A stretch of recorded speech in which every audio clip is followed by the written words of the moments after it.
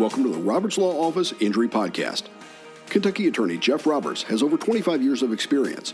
He'll provide answers to your questions related to personal injury and automobile accidents, workers' compensation claims, and Social Security disability benefits. Let's join Jeff for this episode.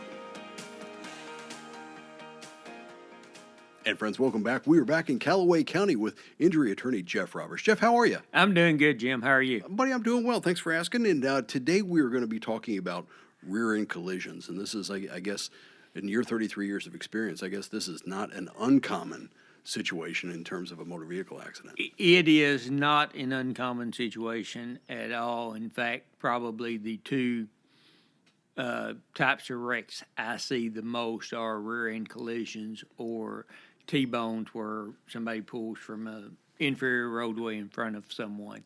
Right. And then the rear-end collisions are the other that I see the most of as far as car wrecks. Well, I know there seems to be, we always talk about those urban myths that are out there, and I think one of them that a lot of people assume is that, well, if I'm rear-ended, it's always the other person's fault. It's the person who hit me from behind, it's their fault. But that's not always the case. I mean, if there are exceptions to that, right? It's situational. There are exceptions to that. As a general rule, that's going to be the case, but there's not a law that says if you're rear-ended, the one who strikes you from the rear end is at fault. There's no law that says that. But most of the time where I see these types of accidents are someone who is waiting to make a left-hand turn and waiting for oncoming traffic to clear before they can do so, or there's a stoplight and traffic is backed up a good ways, and in those two situations, the person gets rear-ended. And generally, you're not going to have any fault on the driver who is rear-ended in those situations. Now, potentially, the left-hand turn, the person making the left-hand turn, if they don't have their blinker on, if your brake lights aren't working, so the car coming up on you can't see you're actually stopped, that your brake lights are lit up, that can all come into play. Where you see it a lot, that you don't see it a lot, but where you see where the vehicle that rear-ends the other one is not his fault is when someone suddenly stops for no reason.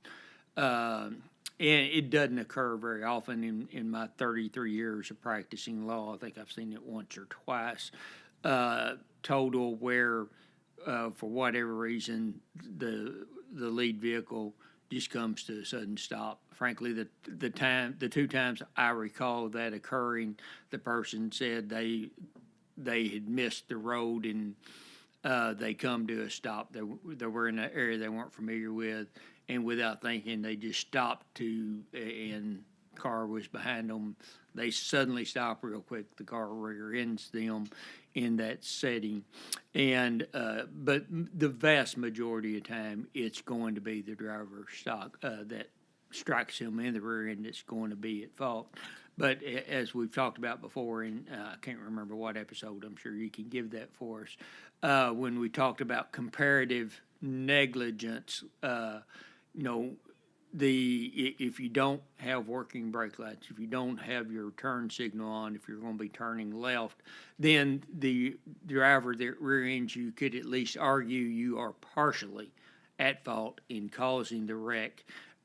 From that standpoint, and in Kentucky, as we talked about in that episode, if the driver that strikes you in the rear end is 90% at fault and you're 10% at fault, then you recover 90% of your damage. You don't recover the other 10% that you're on from your own fault.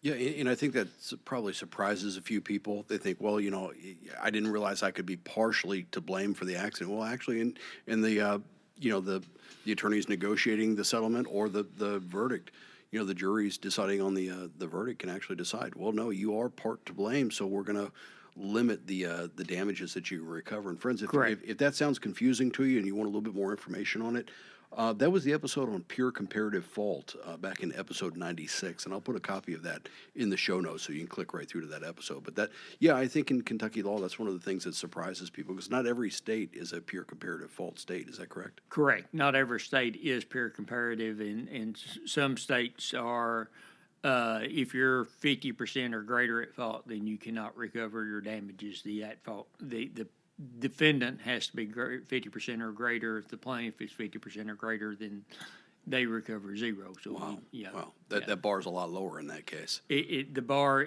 and it's, at least in my perspective, it's not fair. Because if you've got $1 million in damage and 49% of that damage is because of the defendant's conduct, the defendant should be paying 49% of that damage. Yeah. From that, instead of basically getting off scot-free. Yeah. From that perspective. But the legislature in Frankfurt doesn't really listen to me, and legislatures in other states don't listen to me at all. So, Well, that's why we have this podcast. Maybe they'll That pick is. it up. I think you're trending. We'll see what happens. But once again, for everybody out there listening, it's another reason to make sure that you pull into Valvoline and get the blinker fluid topped off. You don't want to have a problem with pure comparative fault. But so, Jeff, let's talk about some of the injuries that you've seen from these types of wrecks, these rear-end collisions. I think the one that comes to mind first is obviously just whiplash. Do you want to talk a little bit about what that is? yeah, what's referred to as whiplash commonly is essentially a cervical strain or sprain, or neck sprain or strain. What happens, and I'm not a doctor, I'm not giving medical information here, I'm sharing what doctors have told me over my career. What happens, though, in these wrecks, your seatbelt is really good at preventing injury, but it does not stop your head from moving. It comes across, it keeps your upper body and in the seat, keeps you from being thrown from the vehicle, but it doesn't stop your head from whipping forward and whipping back. That's why it's called a whiplash from that standpoint. And when your head goes forward or backwards very suddenly, that causes the muscles in the neck area to, those fibers pull apart and they rip apart and they tear microscopically at times. It could be a little worse at times, but those tear, and that's what is basically a whiplash, is what occurs in that. A cervical or neck strain, those muscles are pulled and they strain and they break apart a little bit. And when you heal back with a little bit of scar tissue in that. And a lot of times you'll have permanent effects from that, where you have decreased motion or something of that nature.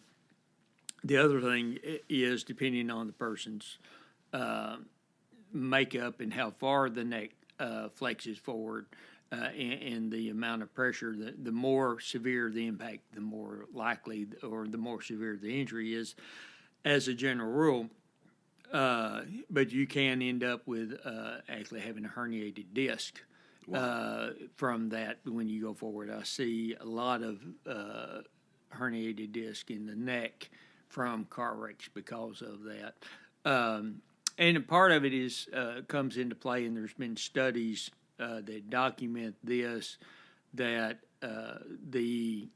where your head is makes a somewhat of a difference. So if you're kind of looking off to one side or the other, you're probably a little more likely, at least from the studies I've seen, a little more likely to cause a herniated disc, because it's putting pressure in a different location that the disc is not used to. It's used to the neck going forward and backwards a pretty good distance. It's not in the your anatomy is kind of designed for that to some extent. Going sideways, kind of forward sideways type situation, not quite as much designed for that, and that's where you end up. I end up seeing some herniated disc in those type of situations. Those, oh, go ahead. Yeah, I was going to say, I could see that if I'm looking in the rearview mirror and I'm really turning my chin toward the center of the car when that impact hit, I'm off center, so I'm going to hit that. Or if I'm looking back over my shoulder, obviously I've really exaggerated that twist, and then now you get that forward back snapping motion. Yes. I could see that being a problem. Yeah. These are commonly referred to as soft tissue injuries. Is it because you're dealing with muscles? It's not really a bone issue, right? It's muscles, Correct. tendons. Yeah, it's referred to as the whiplash is referred to as, or cervical strain is referred to as a soft tissue injury for that very reason. You're dealing with the muscles. You're not dealing with the bone. You don't have a fractured bone with a whiplash. You're tearing of the quote-unquote soft tissue. Bones, hard tissue, muscles, tendons are soft tissue. And some can refer to, I don't, you could technically probably refer to the herniated disc as a soft tissue injury. I don't do that at all. I would argue that that's not the case because it's much more, those injuries are much easier documented. Part of the problem with soft tissue injuries is the tearing is microscopic. So you can't X-ray. An X-ray doesn't show it. An MRI doesn't show it. What the way it's known is, first off, the symptoms lead you to believe what's going on, but also then you have the muscle spasms that take place, decreased range of motion, tenderness in the proper areas where the pain's located, etc. And so it's easy to confirm the diagnosis from the physical exam, but you don't have a true diagnostic like an X-ray, a blood test, or an MRI that says, yes, this is a cervical strain or a whiplash. Okay. And you talked about it a little bit earlier, when you have the seat belt, of course, it's usually a shoulder strap and a lap belt, that's kind of what we have these days. That's going to keep the torso generally in front of the seat. But if you're not wearing that, that's another reason to always wear your seatbelt. If you're not wearing that, a lot of other things are going to happen in a rear end collision. Yes. I represent, when I first started practicing, seatbelts weren't mandatory. They're mandatory. Wearing those are mandatory now. I can't remember when we went to the shoulder belts and all of that, to be honest. I think that when I started practicing in the early 90s, we had the shoulder restraint like we do now. But people who aren't wearing their seat belt, what I see, you'll see more of a low back injury. Right. A lot of times, instead of the neck doesn't seem to be as injured as much as the low back in that situation. Both can be, don't get me wrong from that. And even with a seat belt, you can occasionally have a low back injury, especially the more forceful the impact, the more likely you're going to have a low back injury from that. But if you're wearing a seatbelt, you're less likely to have a low back. You're less likely to have lower extremity injuries because you're not sliding in and hitting your knee into the dash. From that perspective, you'll see those in front end collisions frequently, lower extremity injuries from that. Occasionally, you can see if they know the impact's coming and they stand on the brake to kind of keep from going forward and hitting the car in front of them or something of that nature, just kind of a reaction to some extent. Then you can see a lower extremity injury when that occurs. That could be a knee, that could be the shin bones area, and even the ankles, obviously. Oh yeah. That's what a lot of times what you'll see damage to the knee from that impact, or you can see broken bones, especially in the ankle areas where I usually see the broken bones in those type of situations. But that's usually what you see is an injury to the foot, ankle, or to the knee from when they stand on the brake and when they're getting impacted from the rear end. Yeah, it's just kind of an involuntary. Ideally, if you think about it, you'd want to stay off of the brake so the car can move forward, maybe disperse some of that energy. But I just think involuntarily we hit the brake and tense up, and it's a split second. I think it's a subconscious decision you make. I don't think it's a conscious decision. I'm going to stand on the brake, and then he's not going to move my vehicle, and we're not going to get hurt as bad. No, I don't think that's what it is. I think it is subconscious. Your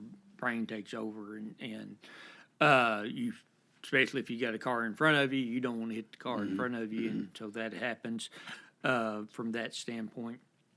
And we mentioned seatbelt. We talked about that in the comparative, pure comparative fault thing. If you're not wearing your seatbelt, that can be something that they end up saying, well, you're responsible for a portion of your injuries, and you can have some fault apportioned to you for that. You should wear your seatbelt because it saves lives. Absolutely, no doubt about it. Study after study has shown that.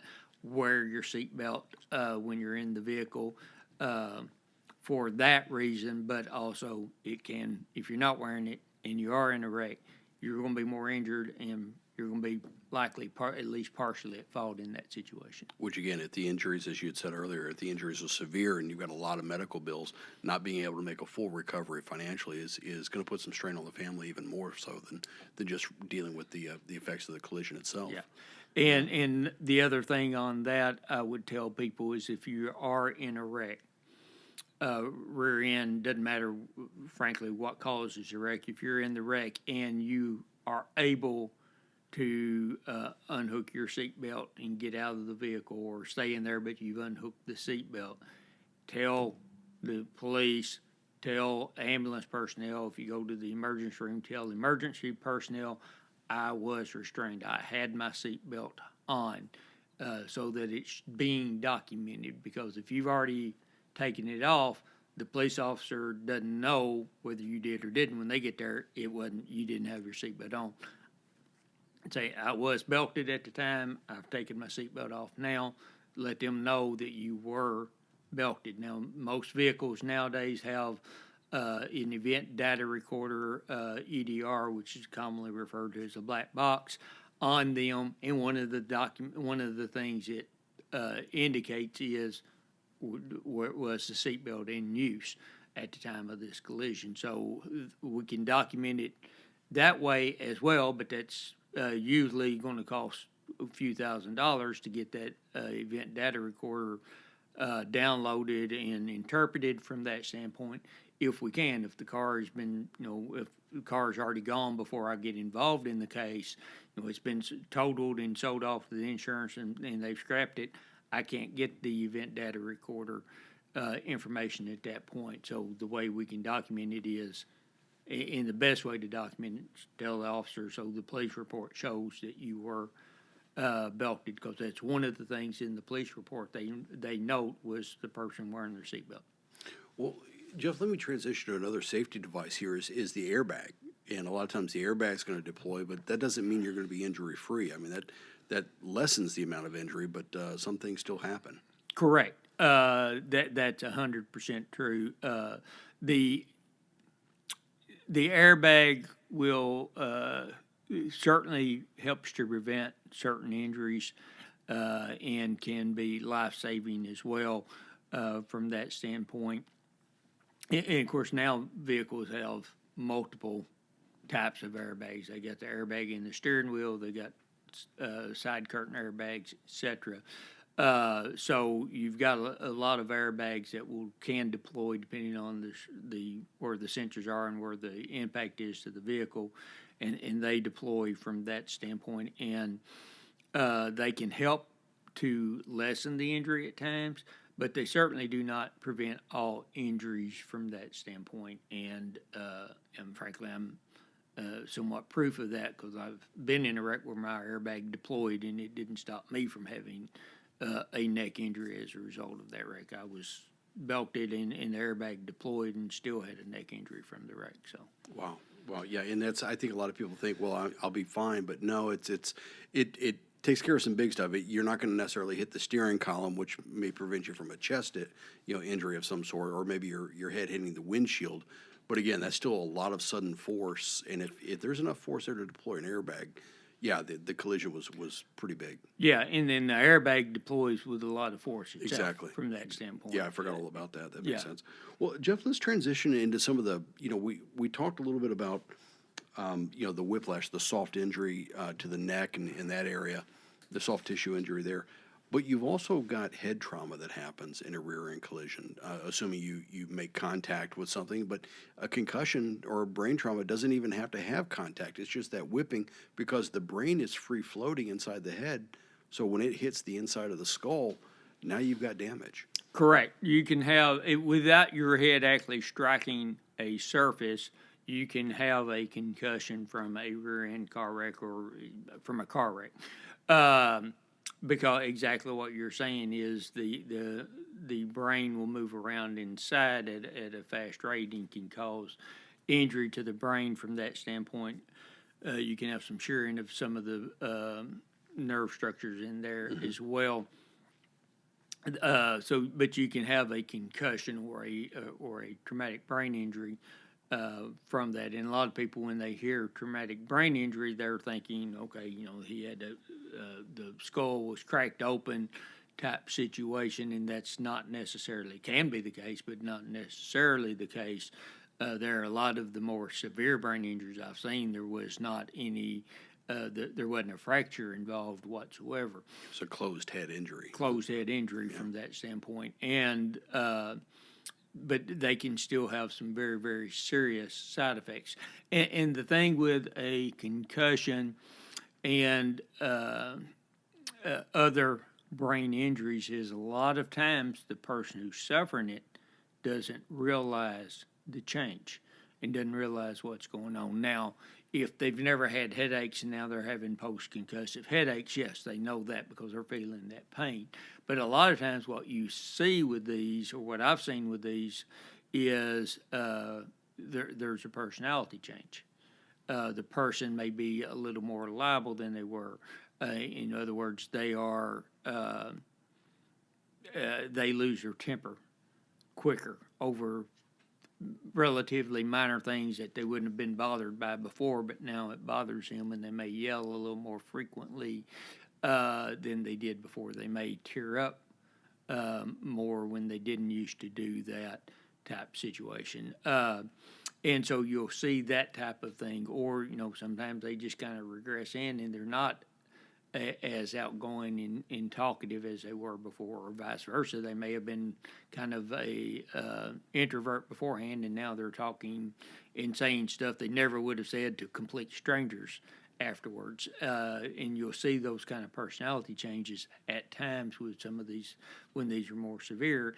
And the person that knows about that is the family members. The client doesn't really realize these changes, and a lot of times I'll be talking to the family, the wife be in the wreck or husband in the wreck, and the spouse will be with them at the initial appointment, and I'm talking to them. We may be a month or two after the wreck before they come in to see me, and I will just, a lot of times I will point blank just look and say, well, I'm going to ask you some questions. Have you noticed any change in their behavior? Are they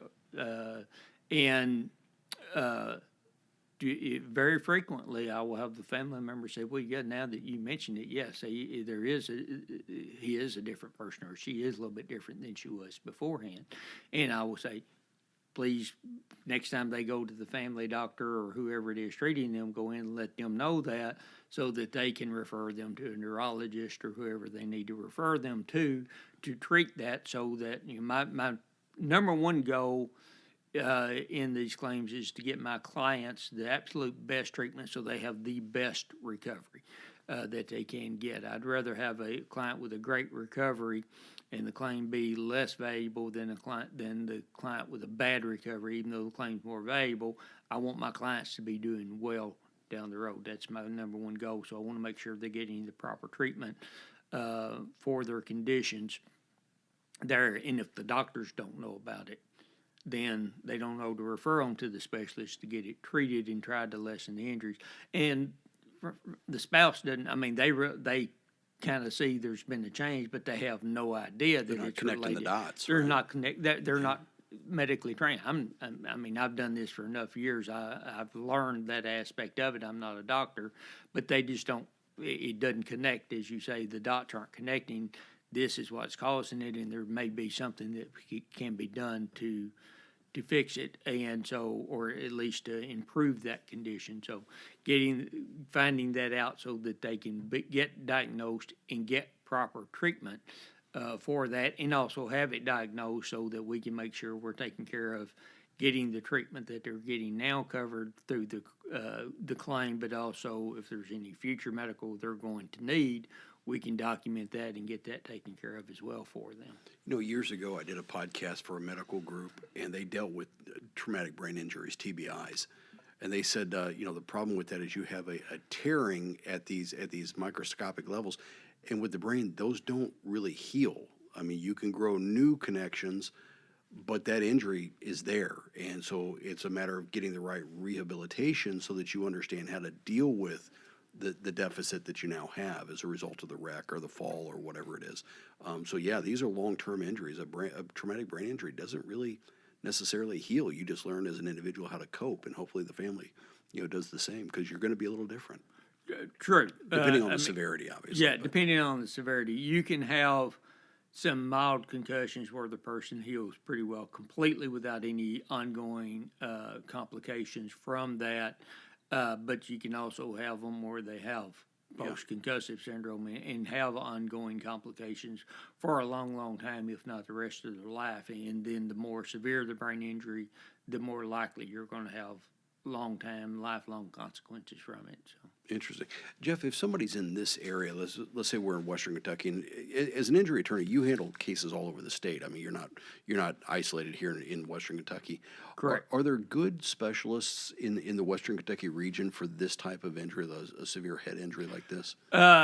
There are some good neurologists in this area. Paducah has some really good neurologists over there. And then one specialty that I wish we had a greater supply of in Western Kentucky. In fact, I don't know that we have one now. There used to be one in Paducah, but I think he's retired at this point, is neuropsychologist. We don't really have a neuropsychologist that I'm aware of in the Western Kentucky, what I call Western Kentucky anyway.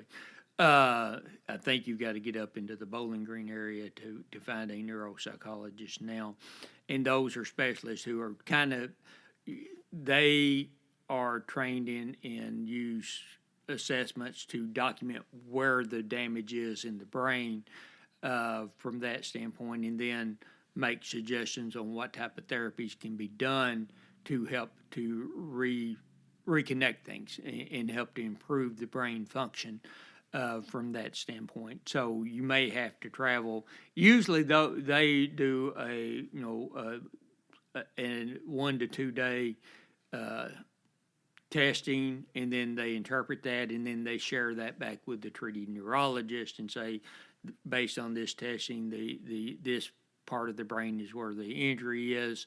And this is the type of therapy that needs to be done to help treat that. So they don't have ongoing long term, so it's not that bad. You got to go to Bowling Green or Louisville or wherever, Nashville, for a couple of visits to get that, and then your treating neurologist would kind of take that information and then make the referrals to the proper therapeutic, physical therapy, occupational therapy type places to help work on that. To retrain the brain. And that brings up two topics. We didn't really talk about this in the prep session for the discussion today, but obviously, as the attorney handling the case, you want to know about that, because as you're settling the case and putting together damages for your demand letters, you need to take into account on behalf of the client, hey, there's going to be some extended treatment here. There may be some travel, some other things, because you don't want to settle this case quickly. You've got to understand these ongoing issues. Correct. I mean, if it is if the case, there's various factors that come into play on a lot of these, but frequently in those type of injuries, I will have my client evaluated by a person who's expert in life care planning. Basically, what they do is they will look at the records, look at the diagnosis, and use their tools, whatever they are, that will help them to plot out the treatment this person is going to need over the rest of their lifetime because of these injuries, and give us a dollar figure for what that lifetime medical care is going to be. There's certain cases you want to do that in. There's others you don't. That's an expensive process to do. And if it's, if I know the liability limits are $50,000 and I know my damages are already over $50,000, I'm not going to waste my client's money by having that life care plan done in that situation, because I'm going to get the policy limits without having to have that. But in certain situations, especially, that's very, very beneficial. And if a case is going to go to trial, I nearly always want to have that so that the jury knows what that is. No, that makes sense. And I said there were two things or two factors that kind of came to mind. The other one is, you don't necessarily want to settle these quickly. I think as someone who's been in an accident, you're thinking, hey, I want to kind of get back to normal. I want to get my car repaired. I want to get back to work or whatever. But again, if you're settling too quickly, you may not fully appreciate the full extent of the injury, and then those future expenses could be on you versus, the person who actually was negligent. Absolutely. You do not want to settle these quickly at all. What I have seen, unfortunately, is some companies will try to settle cases very quickly. I mean, just nearly right off the bat, they will offer a very small settlement, but a settlement in the case, trying to resolve the claim before the person has a clue of how bad or how severe the injuries are, because they know if they can settle for a very small sum, then they're protected. Because when you agree to settle on that amount, then you're bound by that at that point. They'll send you a release, they'll send you the check from that. But a lot of times I've heard, anyway, luckily I haven't dealt with this yet down here in Western Kentucky. I've heard some of my friends up in the Louisville area say that there's some that will record the conversation and say, well, we'll pay your medical up to $10,000 and we'll offer you another $2,500 as well to resolve the claim. Is that acceptable? And then if you say yes, they've got that recorded and they say, we've got a binding settlement agreement. And I haven't had to face it, so I hadn't had to research it. But as far as I know, the ones who have said they don't know a way to get around that. So you've got to be very careful, even talking on the phone. Don't say yes to any settlements. Well, I'm not going to settle anything right now. I mean, from that, so you do not want to settle your case. Frankly, in my opinion, you don't want to settle your case until you've talked to an attorney. And I've had clients come into me and I talk with them and I tell them, I think I can do a little bit better, but once you take into account my attorney fee, you're not really putting much more or as much in your pocket as you're going to get with this. I don't think you really need me. Doesn't happen that often, but it does occur at times. Most of the time, the insurance companies are offering 20% or less of what the total value of the claim is, so it's beneficial to have an attorney. But it's, to me, before you ever settle a case, try to get in to talk to an attorney who handles personal injury claims like myself. I have, I think we've mentioned this before, but the initial consultation with me is free. So if you call up and I set up an appointment with you and we have that initial consultation, if you don't want to hire me, or if I tell you at that point, I think that what they're offering you, I can probably beat it a little bit, but it's not going to be worthwhile for you to do that. You're just as well off taking the settlement as you are hiring me in this case. It's not going to cost you anything. So to me, it's smart to get in to see an attorney and talk with them about it before you ever settle a case. Well, and Jeff, as we kind of close out the episode on rear end collisions here, obviously, if somebody does want to get in touch with you, you've got two offices now. You've got the office here in Calloway County in Murray. You've got the other office up in Hopkinsville, up in Christian County, which you've had for about 2 years now, I think. Yes, we just passed 2-year mark in August, I believe. Yeah, congratulations. But there's actually one phone number for somebody to call. Correct. Yes, I've got the office here in Murray and in Hopkinsville, but the number is 247. Not 247. I'm sorry. I grew up in Mayfield. 270-753-0053 is the office number. If you call that office, you'll get a live person if you call during business hours. We will, call, we'll get some information, see about getting your appointment set up to talk with me. If I'm able to talk to you right then, I'll talk to you then. And we will see what we can do as my office motto is, we try to provide small town service and deliver big city results. And if you call in, we hope that you find that to be true. Outstanding. Jeff, thanks for your time today, and I hope this was helpful for the listeners. Once again, rear-end collisions happen very frequently, and we're going to post this up, so we'll be sure to have links to some of these other episodes that we've mentioned in the show notes. So once again, thanks for your time, and we'll be back in a couple of weeks. Thank you. Bye-bye. Thank you for listening to the Roberts Law Office Injury Podcast. Jeff will return in 2 weeks. Until then, he invites you to visit jeffrobertslaw.com and follow his firm on Facebook. At the Roberts Law Office, you'll find a history of small town service and big city results.